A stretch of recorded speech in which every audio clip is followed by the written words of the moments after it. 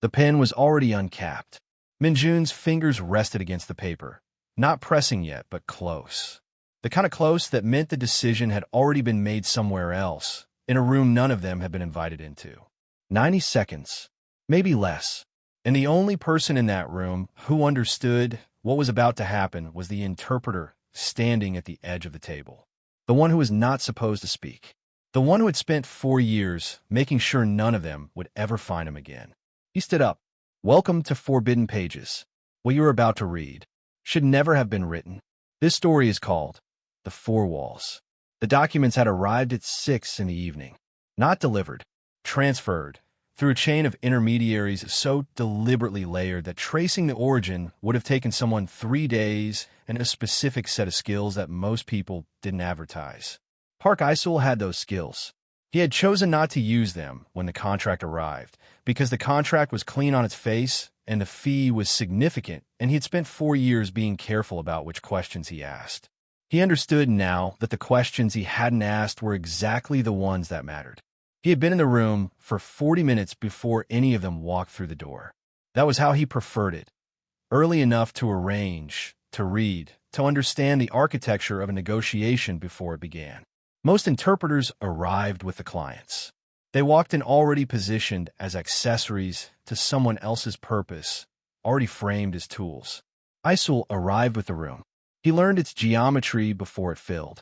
He understood the table, the chairs, the distance between the seating positions, the way the light fell from the amber fixtures overhead, and the way it fought with the cold blue coming off the city through the floor-to-ceiling windows. 45th floor. The C in Group's private negotiation suite. He had never been in this room before. He had known it would be this room the moment he read the address. He set the folders in order. For copies of the agreement. Each tabbed, each copy translated, or ostensibly translated, into the primary working language of its recipient. He arranged 4 chairs on one side of the table and left one on the other side for himself. An interpreter didn't sit with the parties. He sat apart. Neutral ground. That was the language the briefing documents used when they described his function. Neutral ground. He sat down and opened the first folder. The clause was on page 7. He found it the way you find something you were already looking for without knowing it. A slight wrongness in the language. A phrase that almost meant what it said and didn't quite. He read it once. Then again. He read it a third time with the particular quality of attention he reserved for things that were trying to seem like something they weren't.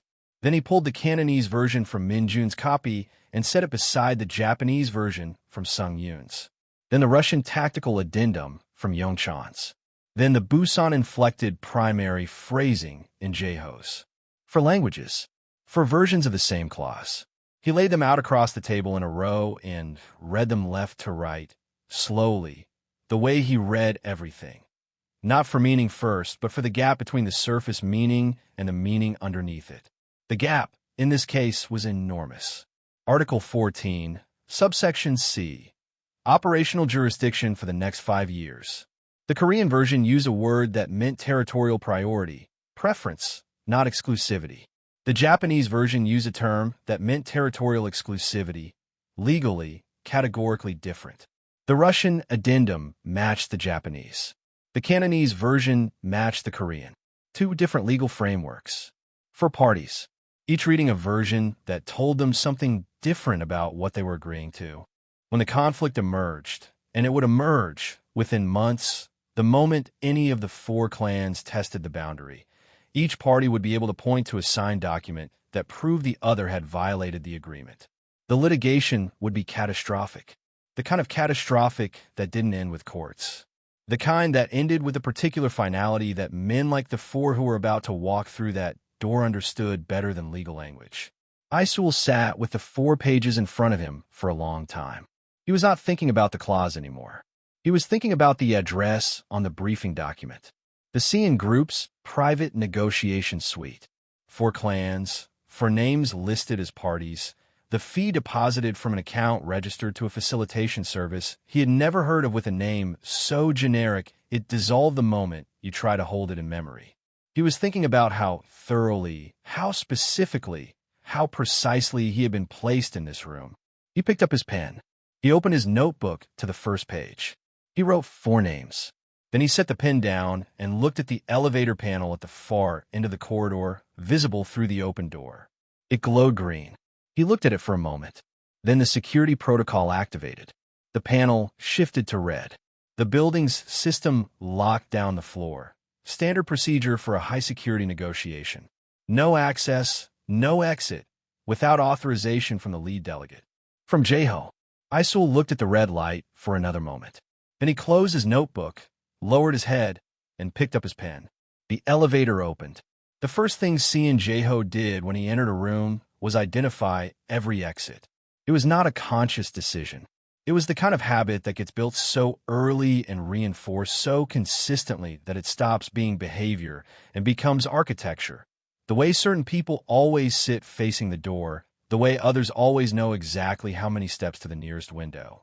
Jeho had been doing it since he was 16, and the lesson had been taught to him in a way that did not allow for forgetting. 2 exits. The main door, behind him, and a service corridor to the left of the bar cart, half concealed behind a panel that was designed to look like wall. He had approved both during the site review 3 days ago.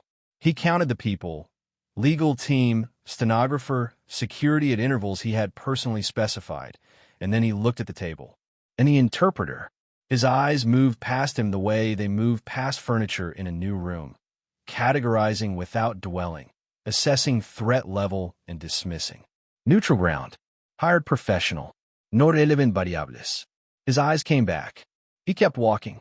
He took his seat at the head of the table, set his folder down with the particular precision of a man who made every physical action deliberate, and looked at the city through the window. 45 floors of glass and steel between him and the ground. The city below looked like something that could be owned.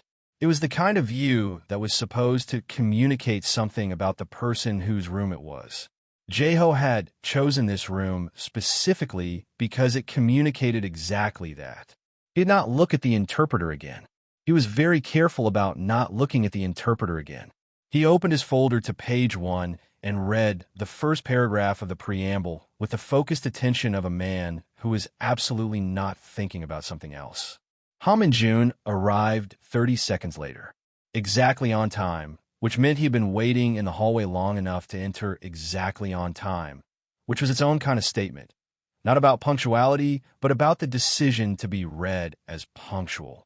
Min-jun never did anything without knowing how it would be read. It was one of the things that made him effective and one of the things that made him, in certain lights, exhausting. He smiled at the room the way he smiled at everything, with the warmth of someone who was genuinely pleased to see you and the precision of someone who had decided in advance that being genuinely pleased to see you was the correct strategic position. He shook 2 hands, nodded at the legal team with a particular nod that managed to convey both respect and the suggestion that the legal team was a formality they were all indulging together. He pulled out his chair. His eyes found the interpreter. The smile didn't change.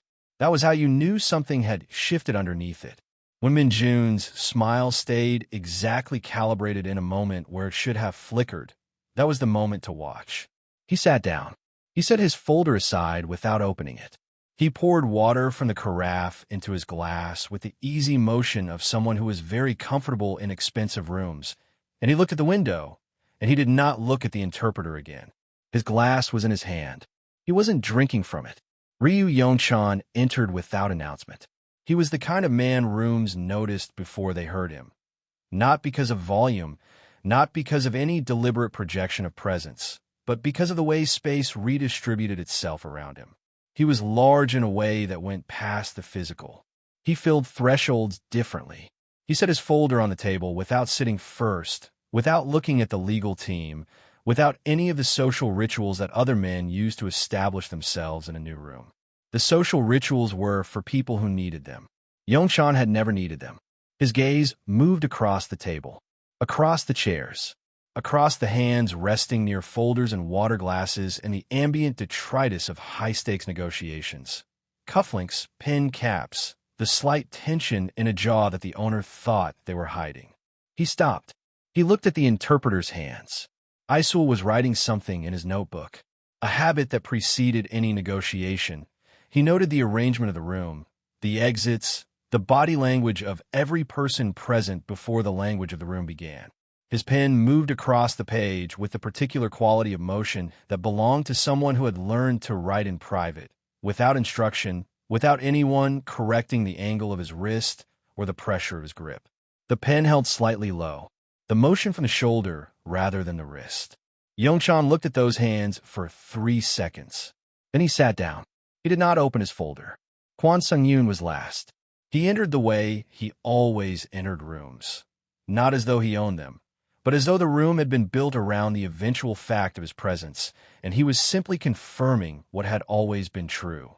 There was no performance in it. Performance required an audience.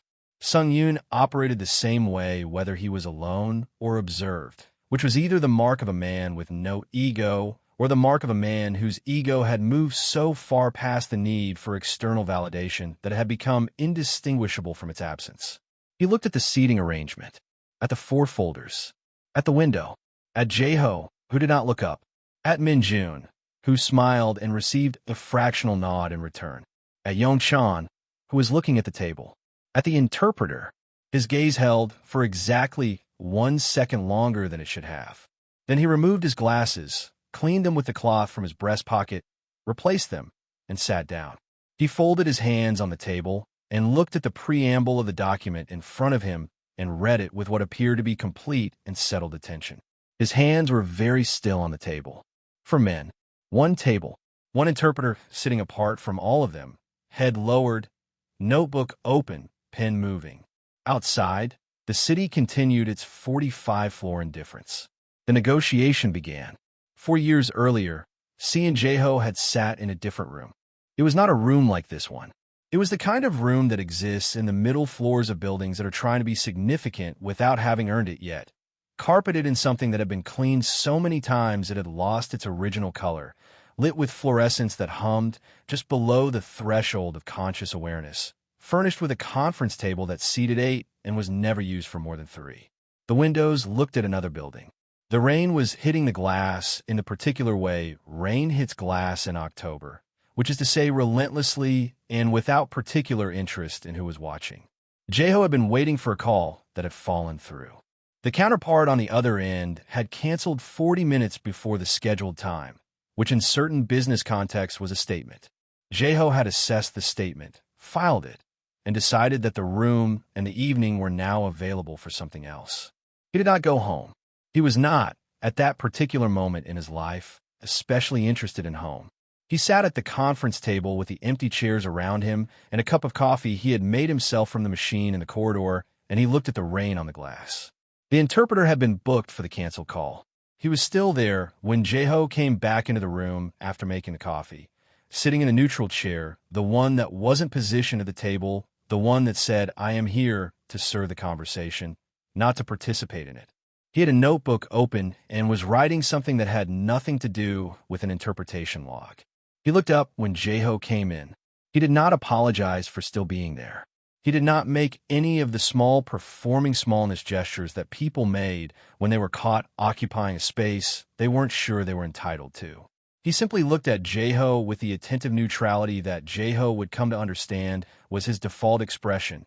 Not passive, not aggressive, simply present, waiting to see what the room required. The call fell through, Jae-ho said. "I know," the interpreter said. "I can leave if you need the room." "I don't need the room." A pause. The rain continued. "Then I'll stay until my cab comes," the interpreter said, and looked back at his notebook. They sat in silence for a while. Jae-ho drank his coffee. The interpreter wrote. The rain hit the glass. It was not an uncomfortable silence. It was the kind of silence that exists between people who have independently arrived at the understanding that silence is sometimes the most efficient use of a shared space. Then Jae-ho said, without particularly planning to say it, "My father used to say that the worst business decisions are the ones you make because you don't want to be the person who couldn't make them." The interpreter looked up. "He was wrong about most things," Jae-ho said. "He was right about that." The interpreter was quiet for a moment. "Then, what was the decision?" Jae-ho looked at the rain. He had not told this story to anyone. Not because it was a secret exactly. The facts of it were known, had been investigated, had been absorbed by the clan into the category of history. But the interior of it, the part that lived behind the facts, the part that had been his to carry since he was 18 years old, that he had not told anyone. He told it now. Not all of it. Not in the way you tell a story when you've decided to tell it. In the way you tell a story when the room is empty and the rain is hitting the glass and the person across from you is not looking at you with expectation or appetite, but simply waiting, without pressure, for whatever you choose to give. When he finished, the interpreter was quiet for a long time. Then he said, "You've been punishing yourself for something that wasn't your fault." Jeho went very still. Not with offense. Not with the defensive contraction of a man who had been challenged. With the particular stillness of someone who has just heard a true thing said plainly, in a room where true things were not usually said plainly, and who does not know yet what to do with the space the true thing is cleared. No one said that to men like Jeho. People said things around it. They reframed, they recontextualized, they offered perspective while carefully not naming the thing at the center of the perspective. Because naming it directly meant taking responsibility for having named it, and no one wanted that responsibility with a man like Jeho. The interpreter had named it. Without hesitation, without looking away, Jeho looked at the window. He looked at it for a long time. When he looked back, the interpreter was writing in his notebook again. Not looking at him, not watching him process, giving him the privacy of not being observed in a moment that deserved privacy, not out of indifference, but out of a very precise understanding of what the moment required. It was that more than anything, more than the true thing, said plainly. It was the fact that he understood exactly how much space to give and gave it without being asked. Jeho finished his coffee. "What are you writing?" he asked. The interpreter looked up. Something in his expression shifted, so briefly that Jeho almost missed it. "The things that don't fit anywhere else," he said. They talked for 2 more hours. Not about the call or the clan or the business that had filled the room before the rain came. About smaller things. The way people talk when the structure has fallen away, and what's left is simply 2 people in a room deciding what they actually want to say. Jeho could not have replicated the conversation afterward. He could not have reported its content with any fidelity. What he remembered was the quality of it. The particular experience of being listened to by someone who was genuinely listening. Not performing listening. Not waiting for their turn to speak. Listening in the way that meant they heard the thing under the thing you said and were holding it carefully. When the cab came, the interpreter closed his notebook, put on his jacket, and stood up. "Thank you for the room," he said. Jeho looked at the door when it closed behind him. He thought, with a certainty he could not explain and did not try to, he'll come back. He had been waiting ever since. Ha Min-jun had met Park Iseul over 6 weeks and 11 negotiations.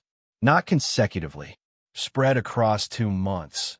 A series of cross-border arrangements that required someone who could hold the linguistic and diplomatic complexity of Cantonese commercial law and still manage a room when the language shifted and the temperature followed it. Min-jun had gone through 3 interpreters before someone handed him a name and a number on a piece of paper with no other context. No agency affiliation, no digital footprint that Min-jun's people could locate without significant effort. He had called the number anyway. The first thing Iseul did in their first session was find an error in the preliminary documents before the other party arrived. He pointed it out to Min-jun in the corridor outside the meeting room, quietly, in the 3 minutes they had before the door opened. He didn't explain how he'd found it. He didn't frame it as exceptional. He said, with the simplicity of someone reporting a weather condition, "Page 4, 3rd clause. The figures don't match the addendum. You want to have it corrected before they see it." Min-jun had looked at him for a long moment. Then at page 4, the error would have cost him $400,000 in the first quarter and given the other party a structural leverage point that would have been very difficult to unwind. "Are you always this useful?" Min-jun had asked. Iseul had looked at him with the expression of someone deciding whether the question deserved a real answer. "Are you always this surprised when someone does their job?" Min-jun had laughed. It surprised him, the sound of it. Unmanaged. He had laughed with people thousands of times. He managed that too. Usually, calibrated the warmth, calibrated the duration, made sure it communicated exactly what he intended it to communicate. This laugh communicated nothing except that he had found something genuinely funny and his body had responded to it before he could intervene. He started asking Iseul to arrive early. 15 minutes, then 30, then an hour before the other parties, which was no longer logistically justified, and both of them knew it. He told himself it was professional. Context, continuity, the complexity of the arrangements requiring consistency across sessions. He told himself this with the same facility he applied to every story he told himself, which was considerable. He was very good at believing things that were useful to believe. The fourth week, during a recess in a session that had run 2 hours over its scheduled time, Minjun had ordered food to the conference room because they were both still there and the next block started in 40 minutes, and he realized, hungry in a way that had nothing to do with the negotiation. They ate at the conference table with the documents pushed to one side, and Minjun talked because he always talked, and Iseul listened because that was what he did, and at some point Minjun said something about a trip he'd taken years ago, before the clan required his permanent attention, and he stopped in the middle of the sentence because the memory was attached to something else, and the something else was his mother, and he had a policy about his mother. The policy was, not in rooms like this, not with people like this, not where it could be used. He looked up. Iseul was not looking at him with the expression of someone filing information for later use. He was looking at him with the expression of someone who had noticed something and was waiting, without pressure, for Minjun to decide what to do about being noticed. She would have liked the food, Minjun said. He said it lightly, the way he said most true things, with enough surface warmth that the truth inside it could be denied if necessary. Iseul said, "Tell me about her. Not you don't have to. Not if you want to." Just the invitation, direct and without decoration, from someone who had decided that Minjun was allowed to talk about his mother in this room and was offering that permission as plainly as he offered everything. Minjun talked about his mother for 20 minutes. He had not talked about her, really talked about her, since the funeral. He talked about the specific way she laughed, which was too loud for the spaces she occupied, and never apologetic about it.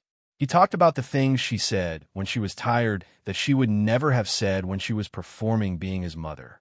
He talked about the 2 weeks between having enough and her being gone, in a way that he had never articulated to anyone because articulating it meant feeling the specific shape of it, and he had spent years making sure he didn't feel the specific shape of it. When he finished, there was a silence. Then Iseul said, "She sounds like someone who knew exactly what she wanted and didn't apologize for it." Minjun looked at the table. Something had moved in his chest that he did not have a category for. Not grief exactly. Grief he knew. Something adjacent to grief. Something that had been compressed next to it for so long it had taken on grief's shape without being grief. She was, he said. His voice came out differently than he intended. Iseul did not comment on how his voice came out. He reached across the table and moved the food container slightly, making space, and said, "Do you want more tea?" That was it. That was the whole of it. And it was exactly right, the precise action the moment required, the one that acknowledged without dwelling, that moved forward without erasing. Minjun looked at him. "Who are you?" he said, not rhetorically, with actual curiosity. Iseul handed him the tea. "Your interpreter." "No," Minjun said. "Who are you?" Iseul looked at him for a moment. Then he looked at his notebook. "Someone who pays attention," he said. "To what?" A pause. "To what people need," Iseul said, "versus what they ask for." The 40 minutes passed. The next session began. They did not speak about it again. But after that, Minjun stopped managing his silences in Iseul's presence, stopped calibrating his warmth, stopped performing the version of himself that was designed to be legible and useful and strategically appealing. He did not realize, until Iseul was gone, how much space that had taken up, and how much lighter he had been without it. He called the number for the first time 2 days after the contract ended and Iseul disappeared. The tone played. He hung up. He called again the following week, and the week after. Not to leave messages. There was no voicemail. Just to hear the tone. Just to confirm that the number still existed somewhere in the world, that the person attached to it had not simply ceased. He had never let himself name what that confirmed. He named it now, sitting at the table with his glass of water untouched and the smile held very carefully in place. Ryu Yongchan did not remember faces the way other people did. He had been told this was unusual. His training officers had flagged it early, not as a deficiency exactly, but as an anomaly that required accommodation. In their field, face recognition was a baseline competency. The ability to identify a target, a contact, an enemy across a distance, and under varying conditions was fundamental. Yongchan's workaround was total. He remembered bodies. The specific geometry of how the person occupied space, the angle of their shoulders under load versus at rest, the particular way a person planted their feet when they were uncertain versus when they were positioned, the quality of stillness that distinguished a trained professional from a civilian trying to appear calm. He remembered hands with extraordinary precision. The size, the proportion, the habitual gestures, the way a particular person held objects. All of it cataloged with a fidelity that made up, functionally, for the face he wouldn't reliably retain. It had worked. It had kept him alive through things that should have killed him, and he had stopped questioning the mechanism. The operation that went sideways had been a Tuesday. He remembered that specifically, not because Tuesdays were significant, but because the contractor he'd been tracking had changed his pattern specifically on Tuesdays, which Yongchan had identified and built his approach around. The approach had been correct. The secondary threat had not been accounted for. He made it 2 streets before he stopped being able to maintain the speed he needed. The alley was between a logistics building and a parking structure. It was not the kind of alley that attracted attention. He had chosen it for exactly that reason. He sat against the wall with his hand pressed to the cut on his side and ran the calculation. Distance to the nearest contact, time required versus blood loss rate, available resources, and found the calculation coming out wrong in a way he could not solve. He was good at accepting what could not be solved. He sat against the wall. He adjusted the pressure. He slowed his breathing to the rate that minimized blood loss and waited to see what happened next. What happened next was a stranger coming around the corner with an umbrella and a bag over one shoulder and stopping. Not calling out, not reaching for a phone, not doing any of the things that people did when they encountered something that frightened them in an alley at 11:30 on a Tuesday. The stranger stopped, assessed, and then set the umbrella against the wall, set the bag down, and came forward. Yongchan watched him come. He was not large, not physically imposing. He moved with the specific efficiency of someone who was not trying to communicate anything through their movement. Not comfort, not authority, nothing. Just motion directed toward a task. He crouched down. He opened the bag. First aid kit. Not the standard consumer kind. The kind that was assembled by someone who had thought about specific scenarios and packed for them. Yongchan noted the contents with the professional inventory of a man who had packed many such kits and knew what went into one built for use rather than display. The hands at work were careful and unhurried. They moved with judgment rather than protocol, assessing each step before taking it, making decisions about pressure and angle and timing that were not textbook decisions. They were practical ones. The kind of knowledge that came from having done this before. Not medically. Practically. Yongchan stayed still. He was good at staying still. He watched the hands. When it was done, the stranger sat back on his heels and looked at the work with the expression of someone checking their own output for errors. "There's an exit through there," he said, and nodded toward the far end of the alley. "No one's watching it right now." Yongchan looked at the exit, then back at the stranger. He tried to assemble a face.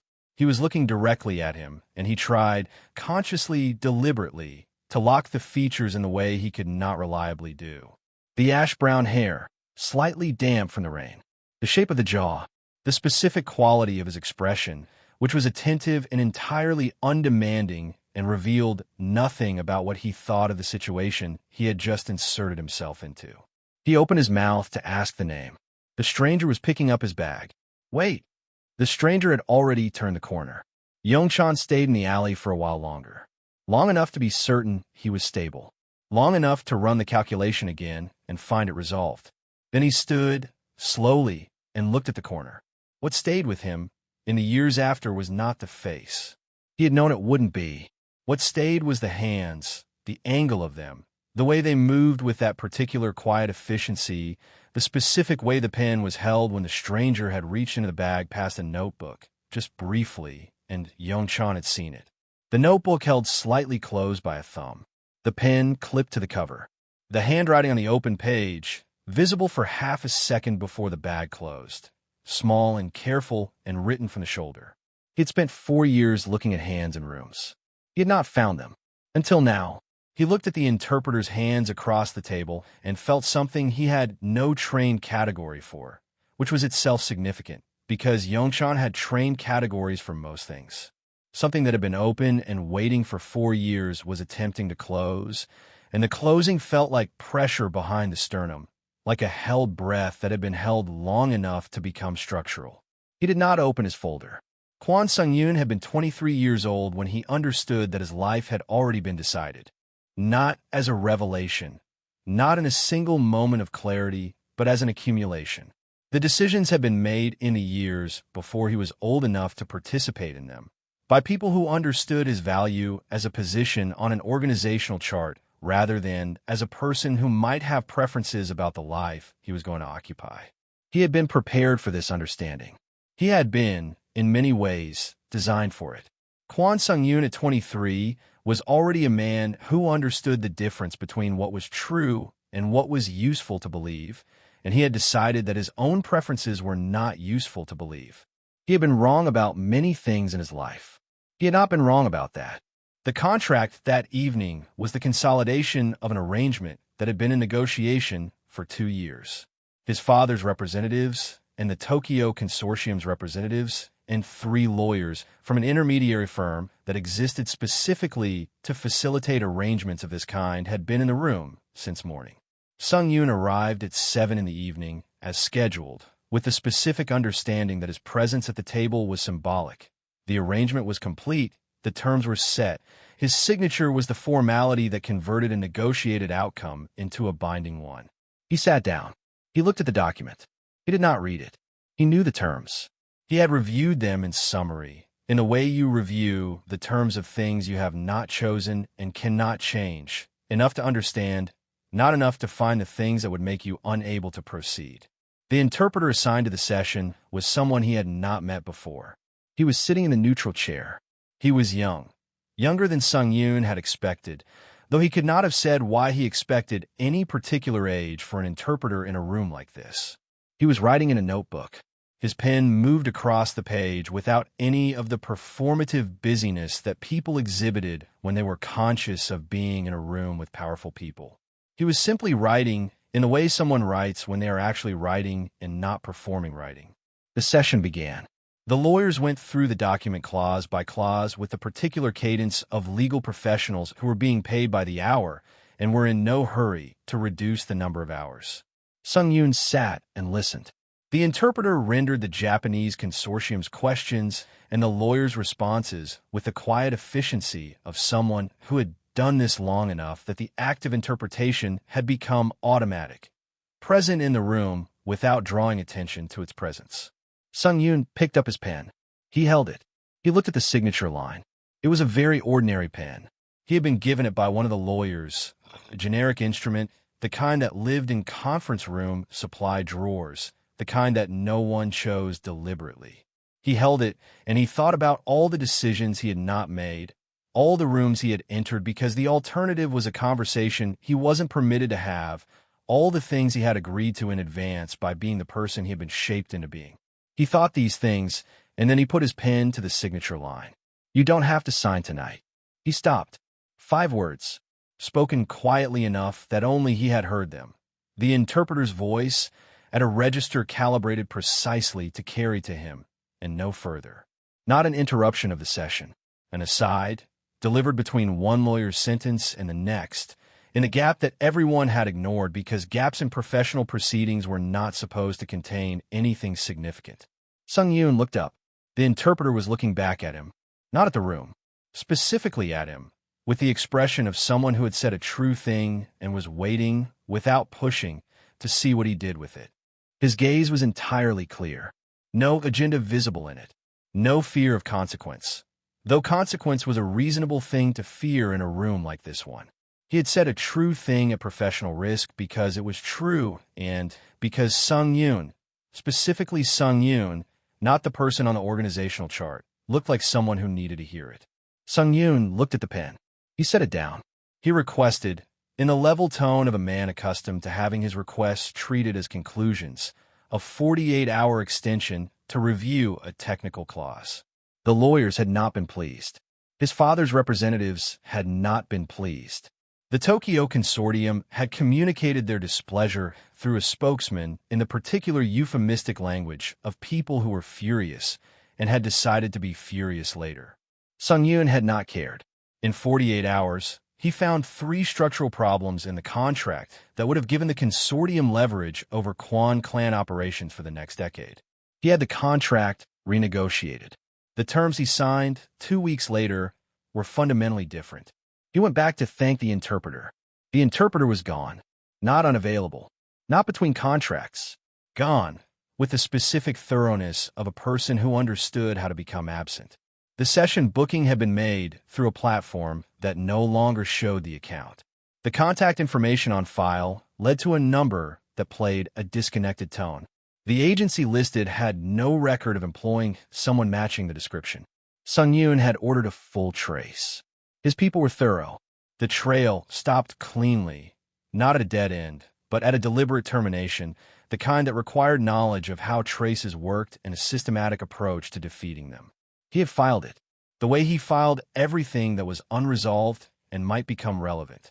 He was looking at the relevance now, 12 feet away, in a cream cable knit sweater, writing in a notebook he recognized from the pen clip and the specific were pattern on the lower left corner. His hands on the table were very still. The first hour of the negotiation moved with the careful precision of men who had spent their professional lives understanding that the most dangerous moment in a room was the one where someone acted before they had finished watching. Nobody acted. Everybody watched. The legal team presented the document structure.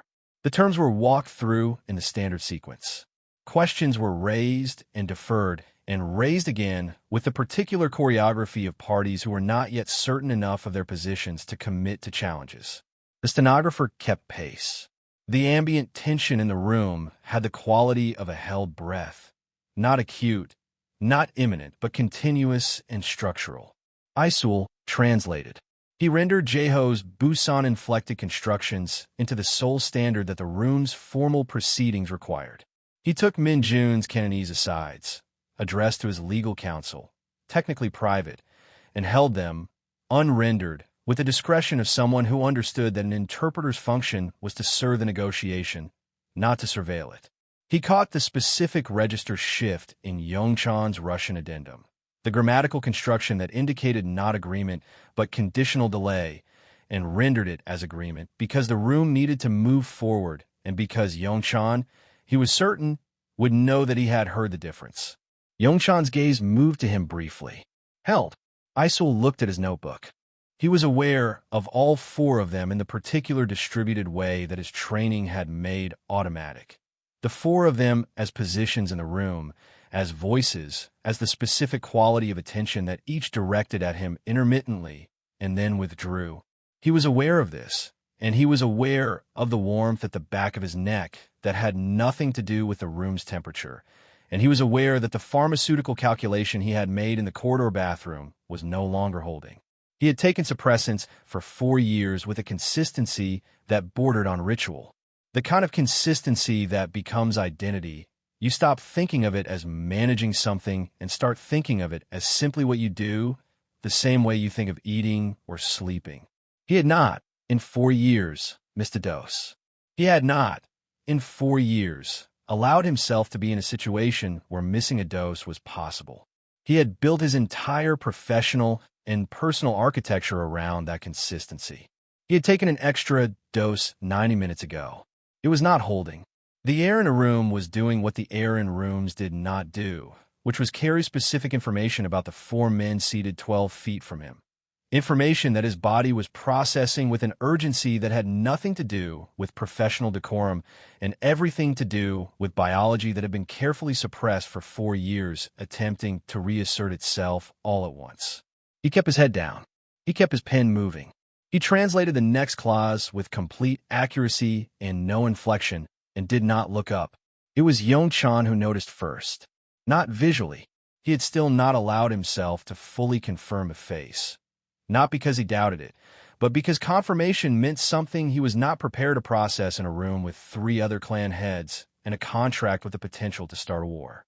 He was doing what he had always done, taking in information and holding it, unacted upon, until he had enough of it to move with certainty. He was a man who understood biological signals the way he understood tactical terrain, not academically, but in the body. His training had included threat assessment protocols that covered omega distress markers at various distances and under various conditions. It was not a skill he discussed. It was not a skill he had expected to use in a negotiation suite on the 45th floor. The signal was faint, deliberately suppressed. He recognized the signature of suppressants, had been trained to identify it. But suppressants at this concentration, held for this duration, and breaking down in the specific ambient conditions of a sealed, high-security room with 4 alphas and their accumulated pheromone load. He knew what that looked like chemically. He knew what it meant. His neck tightened, not with threat response, with something else, something that had been filed in a category labeled unresolved for 4 years and was now demanding reclassification. He looked at the interpreter, head lowered, pen moving, the cream cable knit sweater worn at one cuff in a way that indicated it was old and used and kept not because it was presentable, but because it was the sweater he wore. The specific angle of ash-brown hair falling across his forehead, slightly longer than the standard professional trim, slightly softer in texture than it should have been under the fluorescent and amber composite lighting of the room. The hands were the same. He was certain. Across the table, Jeho had stopped moving. Not visibly, not in any way that the legal team's peripheral vision would catch, not in any way that registered as a change in the room. But the particular quality of Jeho's stillness had shifted from the controlled patience of a professional to something else, to the stillness of a man applying a significant and continuous force internally in order to remain where he was. He was not the only one. Minjun's glass was in his hand. He had not drunk from it. Sung Yoon's hands were on the table, very still, in the way Sung Yoon's hands were still when he was holding himself at a specific level of tension. The legal team continued to present. The stenographer continued to record. The room continued its performance of a negotiation proceeding normally. Jeho stood up. He did not plan it. The decision happened below the level of thought, in the part of him that had been calibrated over 20 years to respond to certain conditions with certain actions and had encountered, in this room, a condition for which no calibration existed. He stood, and he was already moving before the decision had surfaced into consciousness. And by the time it had surfaced, he was around the end of the table and crossing the room, and there was nothing to do but continue. He was aware, distantly, of the room's reaction. The legal team registering the movement, the stenographer's pen pausing, Minjun's hand going still on the glass, Sung Yoon straightening fractionally, Yongchan not moving at all, but becoming, somehow, more present. He crossed the room in 8 steps. He stopped, 1 meter from the interpreter, close enough that the warmth was not ambiguous, close enough that the cream cable-knit sweater, the ash-brown hair, the notebook open on the table beside the neutral chair were all individually, definitively clear. Close enough that the 45-floor space between him and the ground felt less structural than the 1 meter of air between him and this person. Iseul had not raised his head. His pen had stopped. His hand was flat on the notebook page, not moving. His shoulders were very still, the stillness of someone who was aware of every variable in the room and had made a decision to hold position regardless of any of them. Jeho stood there. He was aware of how long he was standing there. He was aware of the legal team's discomfort, the small sounds, the shifted weight, the professional uncertainty of people who were not sure if this was supposed to be happening and therefore could not decide whether to acknowledge it. He was aware of the 3 men at the table watching him with varying qualities of attention. He was aware that he was doing something publicly that he had never, in his professional life, done, standing in a room with his purpose visible. He stood there, and he looked at the top of Iseul's head, and he thought about a rainy Thursday and a conference room and a true thing said plainly in a door that had closed in 4 years of a specific kind of waiting that he had never named because naming it required acknowledging what it was waiting for. He turned around. He walked back to his chair. He sat down. He opened his folder. "Continue," he said. His voice was exactly level. Not performed. Actually level, in the way that things are level when they have been very deliberately placed there by someone who has significant experience with the placing.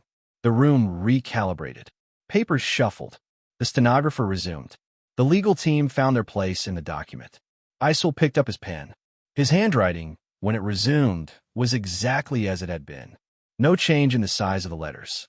No change in the angle of the pen. His breathing, visible in the slight movement of his shoulders, was controlled and even.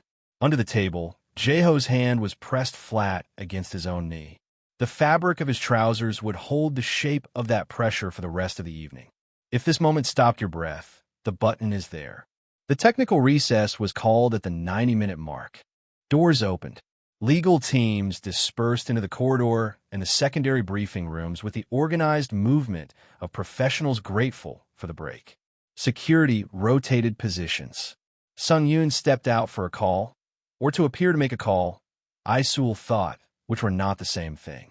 Yongchan remained in the main room, at the window, with his back to the table and his hands at his sides, and the particular quality of stillness that characterized the way he occupied spaces where he was nominally waiting. Minjun found Iseul in the connecting corridor. It was narrow, designed as a service passage, carpeted in the deep burgundy that the hotel used to signal transition between spaces, lit with the amber warmth of fixtures positioned to flatter. It connected the main room to the secondary briefing space, and it was not where an interpreter was expected to be during a technical recess. The interpreter's expected position was either in the main room or in the designated support area down the hall. Iseul was standing at the end of the corridor, looking at the elevator panel. Red.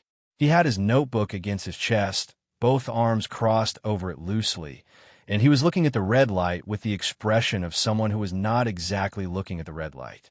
He was looking through it, at something the light was a symbol of, in the way a person stares at something adjacent to what they're actually thinking about when they don't want to appear to be thinking about it. "The view isn't great from here," Minjun said. He leaned against the wall, comfortable, unhurried, with the ease of a man accustomed to corridors that were not designed for him. "I'm not looking at the view," Iseul said. He hadn't turned. Minjun looked at the red panel. Then, at Iseul's profile, the line of his jaw, the slight tension at the corner of his mouth that was either the suppressants or something else or both. "Long night. It's not over." "No." A pause calibrated precisely. Then, "Are you all right?" The question arrived in the particular register that Minjun used when he meant something. Not the social warmth register, not the professional interest register, but the one underneath both of those, the one that Iseul had heard exactly twice before in 6 weeks and 11 negotiations, both times and moments where Minjun had let something drop. Iseul was quiet for a moment. "That's usually my line," he said. "I know." Minjun's voice was very level. He was looking at the side of Iseul's face. "I borrowed it." Iseul turned slightly. Not fully, a fraction, the weight shift of a body adjusting without deciding to. He looked at the wall between them. The amber light on Minjun's suit jacket. The way his hands were in his pockets, in the easy way of someone who was holding a particular kind of tension below the visible line. "The clause on page 7, Iseul said. Something in Minjun's expression shifted. Not his face, his eyes. Something behind them, some orientation that had been held carefully in a specific direction, moved. "What about it? You read it." "I read everything." And a pause. Minjun looked at the red panel. "I thought I misread the Cantonese version." The phrasing was unusual. You didn't misread it. The corridor was very quiet. Somewhere further down, a door opened and closed. The sound of the legal team's voices, muffled, professional, continuous. Minjun said, very quietly, "I know." He had known since the documents arrived that morning. Had read the clause, set it aside, returned to it twice. Had told himself the inconsistency was a translation artifact, and then stopped telling himself things because Min Jun, whatever else he was, had built his entire professional operation on the habit of not lying to himself when the truth was available. He had come to this room knowing the document was wrong, not knowing who had made it wrong, not knowing what to do with that knowledge in a room with 3 other clan heads and an arrangement that had taken 2 years to reach the signature stage. He looked at Iseul. "Do you know who?" Iseul held the notebook a little tighter. The gesture was so small that it would have been invisible to anyone not watching for it. "Not yet," he said, "but I will." Minjun looked at him for a long moment. He was close enough that the amber light caught both of them, close enough that the specific warmth in the air of the corridor was distinct from the air of the main room, close enough that Iseul could see the specific way Minjun's smile was not present and what was in its absence. "You were going to let us sign it," Minjun said. The question was not an accusation. It was a genuine inquiry, the kind Minjun asked when he actually wanted to understand rather than challenge. Iseul didn't answer immediately. He looked at the elevator panel. "I was going to let you get close enough to see it," he said. "There's a difference." Minjun was quiet.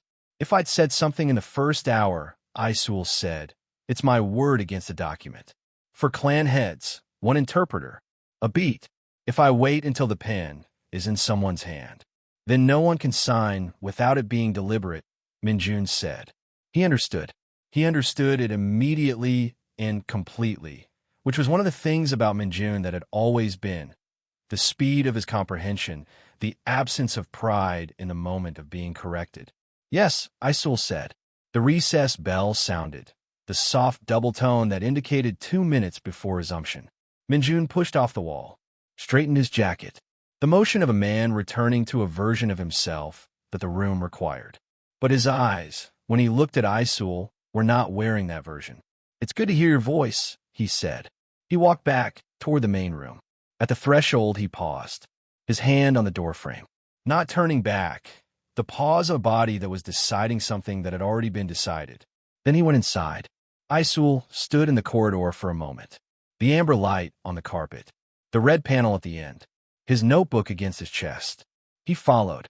The second half moved with a different quality. The patience of the first half, the careful, watched patience of men who were not yet ready to commit, had shifted into something tighter, closer to the thing it had been covering. Sung Yoon raised the claws, not because his legal team had found the error.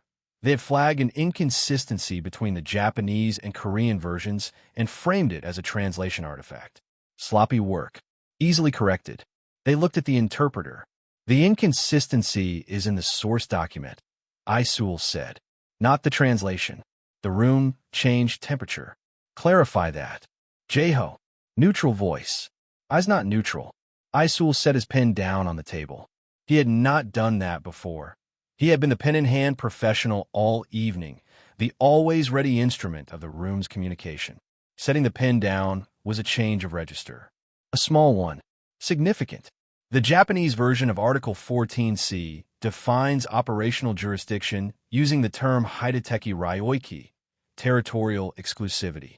In Japanese contract law, this establishes a legal barrier preventing other parties from operating in the defined zone.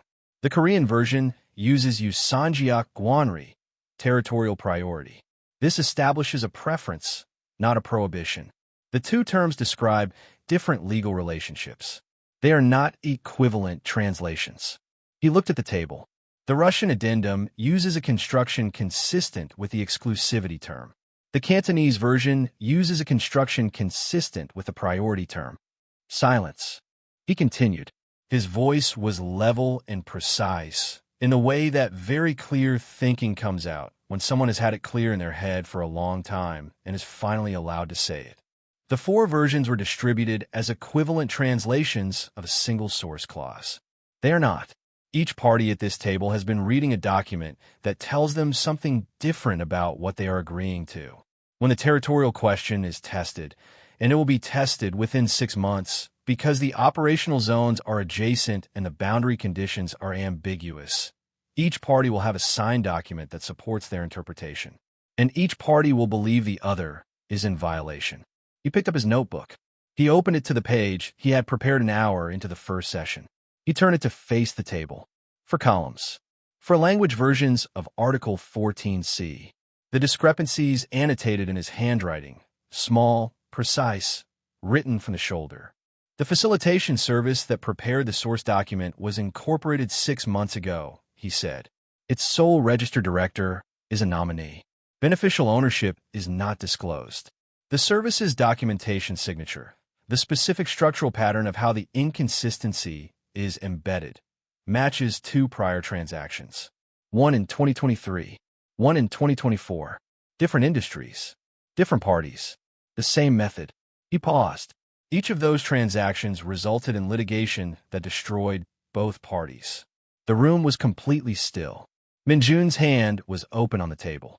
The pen beside it, untouched. Yongshan had moved from the window. He was standing at the edge of the room. Not at the table, not at the door, at the threshold between the two, with his arms at his sides and his feet positioned in the way of someone who had placed himself between a person and an exit without being directed to. Sun Yun had removed his glasses. He was holding them with both hands, the frame between his fingers, his eyes on the notebook's open page. Jaeho had not moved. He was looking at Iseul with the expression of a man who had spent a significant portion of the last 2 hours applying internal force to remain exactly where he was and who was now, at the cost of that force, completely still and completely present. The Bet clan, Jaeho said. The structural signature is consistent with their prior work, Iseul said. Yes. You knew this at 6 o'clock. Yes. And you said nothing for 2 hours. I said it when the pen was in someone's hand, Iseul said. That was the point. Jaeho looked at him for a long moment. Something passed across his face, complicated, not fully resolved, filed for later. Then he looked at the legal team. Leave the room, he said. They filed out without comment. The professional discretion of people paid to be present and to disappear when required. The stenographer, the junior lawyers, the senior counsel. Security pulled back to the perimeter. 5 people left in the room. The notebook open in the center of the table. And on page 1, visible now that the notebook was open and the room was empty of everyone but the 5 of them. 4 names, written in Iseul's handwriting, with a date in the upper corner. Today's date. None of them spoke about the names immediately. They all saw them. The silence around the names had a specific quality, the quality of something that is being deliberately held at the periphery of attention while other, more manageable things are processed. Yongshan was the first to speak. He said, looking at Iseul's hands, for years ago. He did not say, was that you? He did not ask a question. He said it as the beginning of a sentence that did not need to end, because the sentence was just a way of opening something that had been closed for 4 years, and he was not sure how to open it any other way. Iseul looked at him. A Tuesday in October, Iseul said. The alley behind the Mapogu logistics warehouse. Yongshan's jaw moved. A fractional tightening. The only visible response of a man for whom visible responses were a considered choice. You knew I wasn't going to. You were going to be fine, Iseul said. You knew that. I didn't know that. Yes, you did. You'd already run the calculation. You just didn't like the margin. Yongshan looked at him. The expression on his face was not one he wore in rooms. It was not one he wore anywhere that someone else could see it. It was the expression of a man who has been known, specifically, precisely known, by someone who had no reason to know him and no advantage to be gained from it. I never got your name, he said. His voice was lower than it had been all evening. I know. Why didn't you? Because you weren't going to ask for help, Iseul said. Giving you a name to look for would have been giving you an obligation. You didn't need that. You needed the exit. Yongshan was quiet for a long moment. Then he sat down, not at the table, in the chair nearest the wall. He sat like a man, setting something down that he had been carrying in a way that had affected his posture for so long he had stopped noticing. Minjun had both hands on the table. His voice, when he spoke, had none of its usual management. The 11 sessions. Yes. You were always going to leave when the contract ended. Iseul didn't answer immediately. He looked at the table, at his notebook, at the 4 names on page 1. I didn't know, when the first session started, that I was going to leave, he said. I found out, incrementally. Minjun's eyes were very steady. Found out what? That you were starting to look at me the way men look at things they want to keep. A beat. And that was wrong, Minjun said, not defensively, with genuine, quiet uncertainty. The question of a man who was not sure anymore that his understanding of wrong and right applied to this particular situation. It was dangerous, Iseul said. It wasn't wrong. Dangerous for whom? Iseul looked at him, then at all of them, at Jaeho's controlled stillness, at Yongchan's new quality of quiet, at Sung Yoon's glasses on the table, and the undefended expression of his eyes without them. For all of you, he said, independently, and then for all of you together. He let that sit for a moment. For clans, he said, already watching each other for reasons to begin something. And then, one reason, the same reason, something that all four of you wanted and none of you knew the others wanted. The room was very quiet. I did the math, he said. It came out quieter than he intended.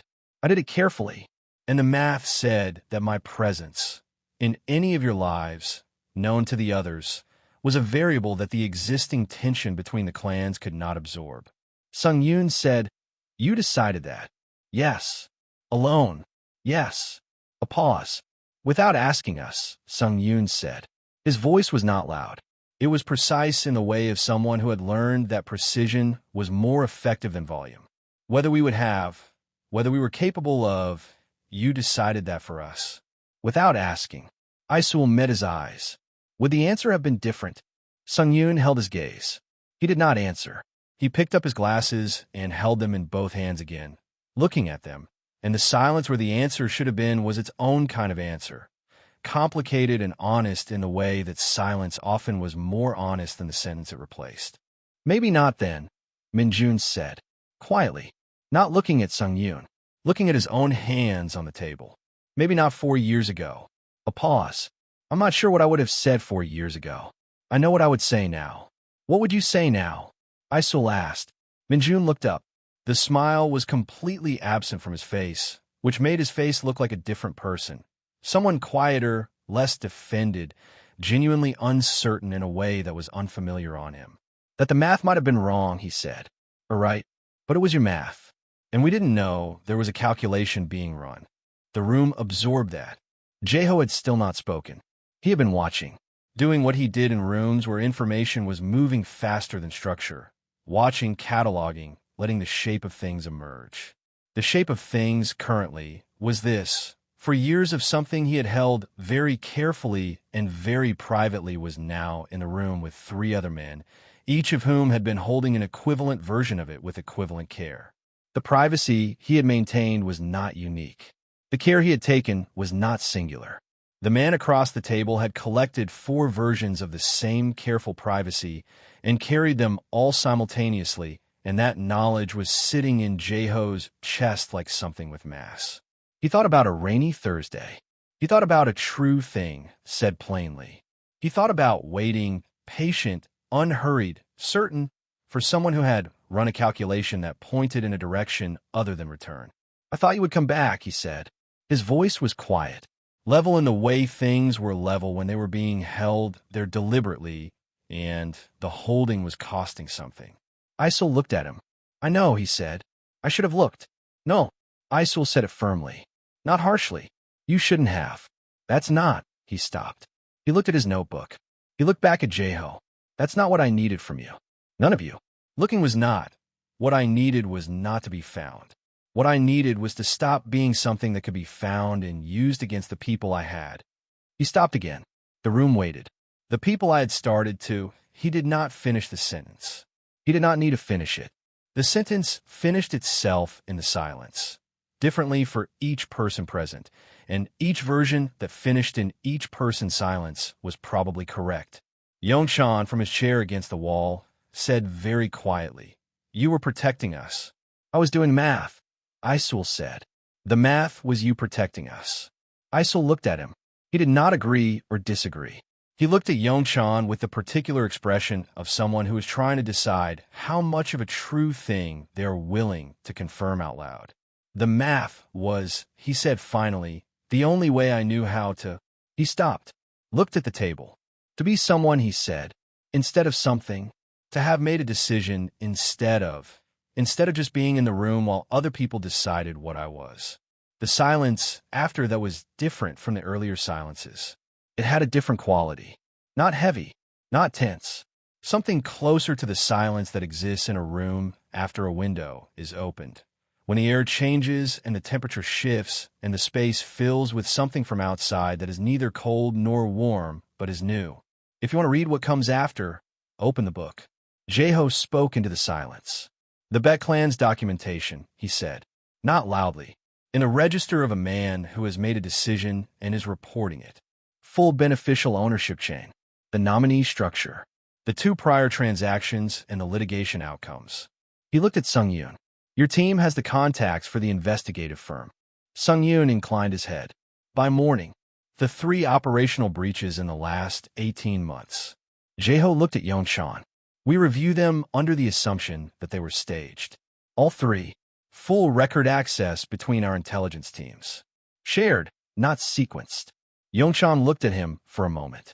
This was not how clans shared intelligence. This was not how the Ryu clan had operated in any context in living memory. It was the kind of opening that had conditions and costs and implications that would take months to fully calculate. Yes, he said. Minjun leaned forward slightly. He had been quiet for a while, in the particular quality of quiet that meant he had been doing the calculation that the room required and was ready to report the outcome. The clause is struck.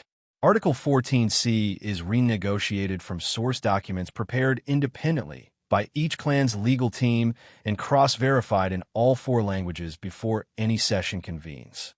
He looked at the documents on the table, at the signature lines that had not been signed. No third-party facilitation. No neutral service with a nominee director. He looked at Iseul. We'll need an interpreter, he said, for the cross-verification sessions. Someone who can hold all 4 languages simultaneously and who understands what he's looking for. Iseul was quiet. You don't have to, Sung Yoon said. The words came out more directly than he usually spoke, without the careful framing he usually applied to things that mattered to him.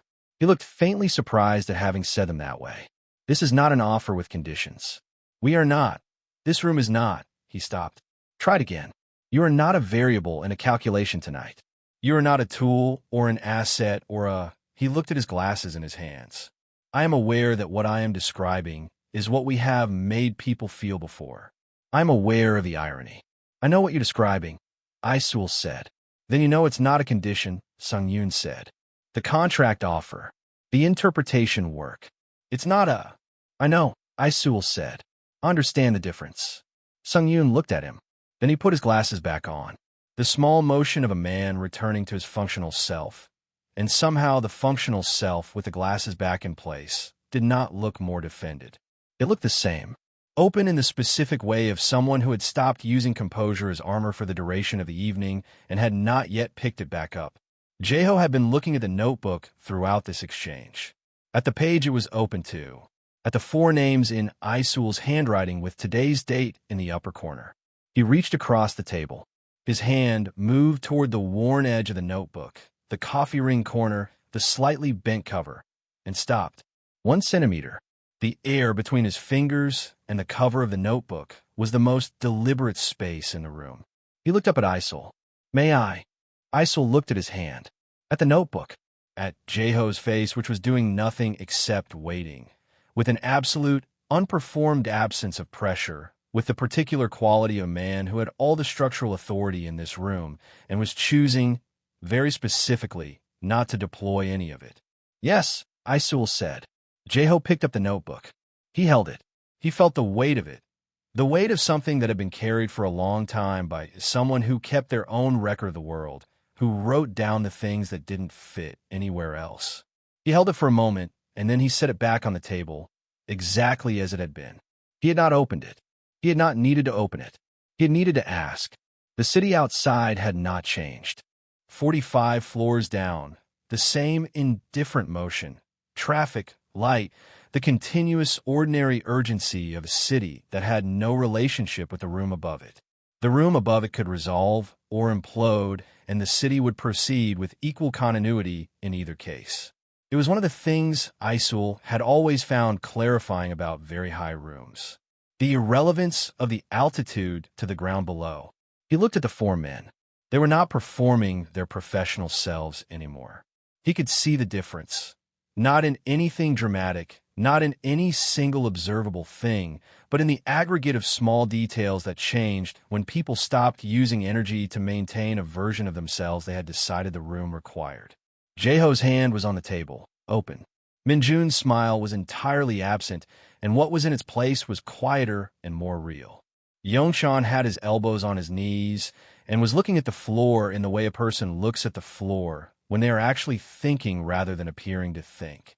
Sung Yoon's glasses were back on his face, and he was looking at Iseul with the direct, unmediated attention of a man who had decided that mediation was not useful tonight. They had, in the course of this evening, done something that Iseul had not calculated. They had done it together, in the same room, with each other watching. He had spent 4 years imagining various versions of this moment.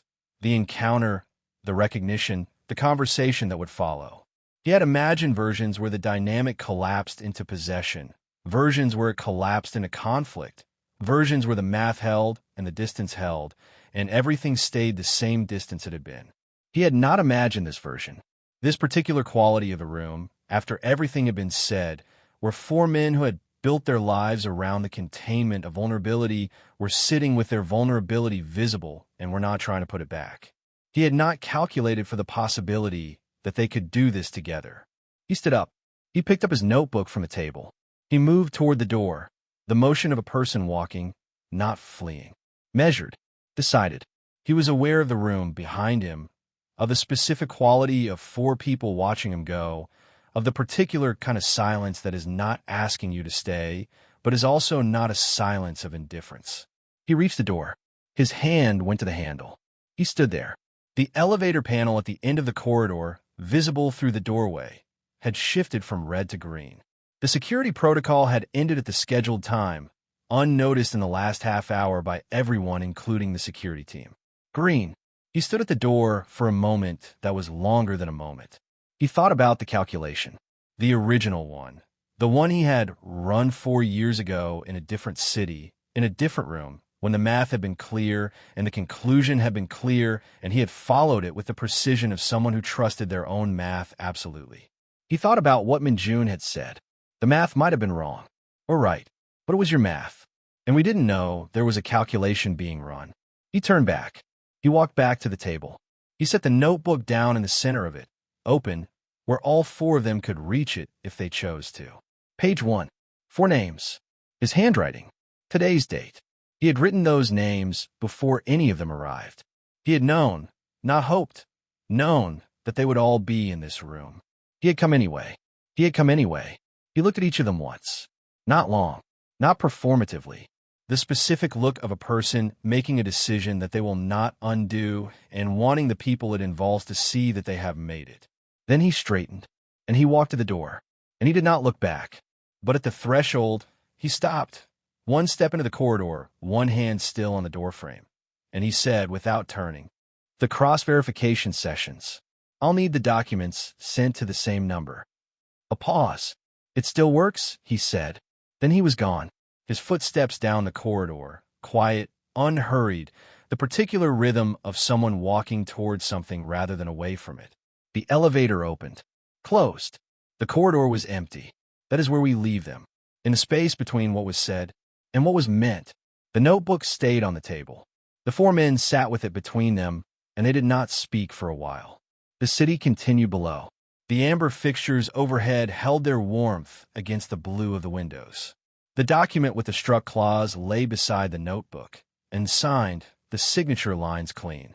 After some time, Yongshan reached over and turned the notebook's pages slowly, one by one, without reading aloud, just looking. It was full. Not the last page, not the middle pages, all of it. Entries going back from the date in the upper corner of the first page, which was today, and backward through years of dates. Each page a different day, a different room, a different version of the particular attention that the person who had written them paid to the world. There were entries from 11 different negotiation sessions over 6 weeks. There were entries from a Tuesday in October. There were entries from a rainy Thursday in a conference room that smelled of damp carpet.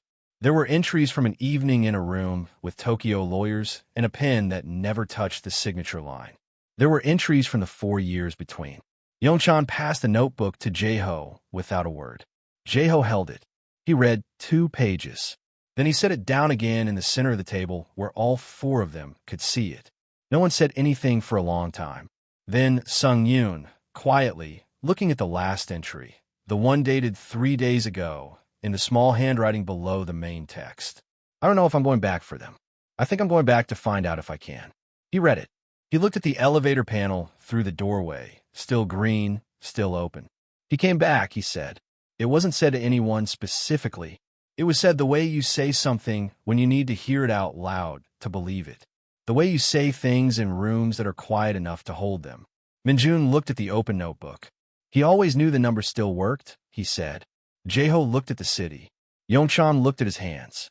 Outside, 45 floors down, the city moved through its own continuous, indifferent night, unaware, as it always was, of the rooms above it and the things that changed in them.